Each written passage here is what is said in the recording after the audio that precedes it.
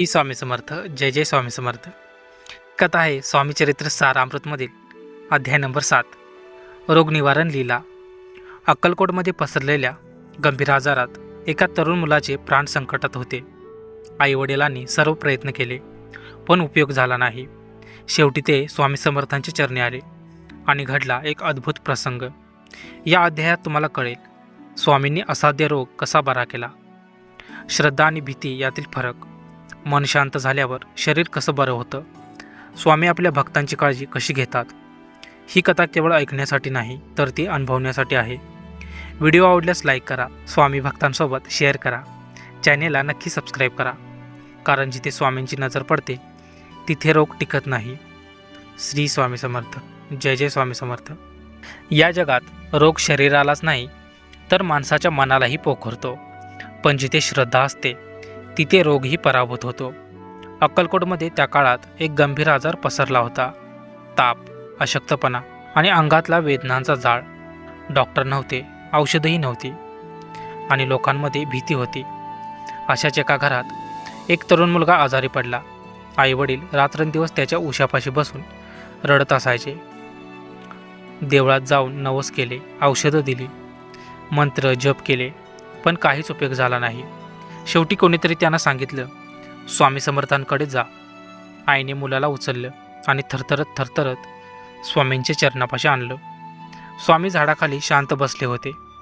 आईने हात जोडून म्हटलं, महाराज, माझ्या मुलाला वाचवा. स्वामींनी त्या मुलाकडे पाहिलं आणि फक्त एवढंच म्हटलं, भीती सोड. तेव्हाच स्वामींनी आपल्या काठीने मुलाच्या कपाळावर हलकासा स्पर्श केला आणि क्षणात मुलाचा श्वास शांत झाला, ताप उतरला, डोळ्यात एक चमक आली. आई थरथरली, डोळ्यातून आनंद अश्रू वाहू लागले. ती खाली बसून नमस्कार करत म्हणाली, स्वामी, तुम्हीच माझे देव. स्वामी शांतपणे म्हणाले, मी काही केलं नाही, हे सगळं तुझ्या श्रद्धेने केलं. संपूर्ण अक्कलकोटमध्ये बातमी पसरली, स्वामींनी असाध्य रोग बरा केला.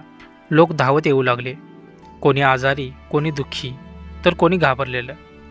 स्वामी मात्र कुणालाही मोठा चमत्कार दाखवत नव्हते. ते फक्त एकच गोष्ट मागत होते आणि ती म्हणजे श्रद्धा.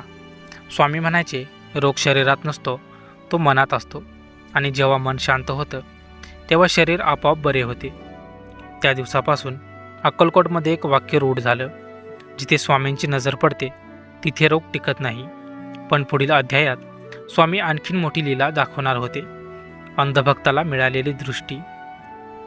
जर कधी आयुष्यात अंधार वाटला आणि मार्ग दिसेनासा झाला तर मनात फक्त म्हणा, स्वामी, मला मार्ग दाखव. कारण जिथे माणूस हताश होतो तिथे स्वामी समर्थ उभे राहतात. श्री स्वामी समर्थ.